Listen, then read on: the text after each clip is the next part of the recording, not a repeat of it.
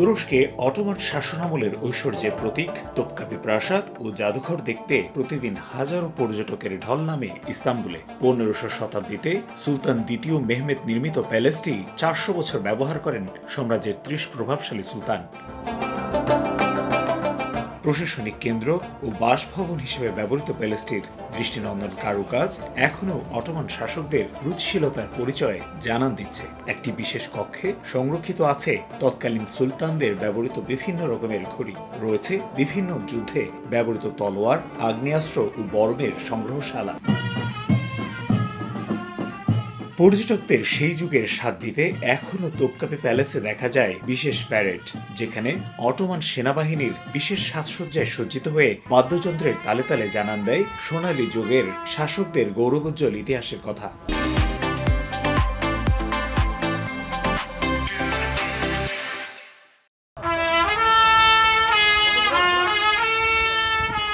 Topkapi প্রাসাদের জাদুঘরেই রাখা আছে মহানবী হযরত মুহাম্মদ সাল্লাল্লাহু আলাইহি ওয়াসাল্লামের পায়ের ছাপ, জুতা, দাড়ি সহ বিভিন্ন জিনিসপত্র।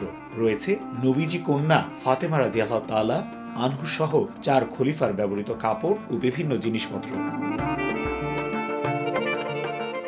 হেরেম সহ তোপকাপি প্রাসাদেই একসঙ্গে বসবাস করতে পারত 4000 মানুষ। 30 জন অটোমান শাসকদের নানা নিদর্শন ছাড়াও তোপকাপি প্যালেস থেকেই উপভোগ করা যায় বসফরাসের মনোমুগ্ধকর সৌন্দর্য।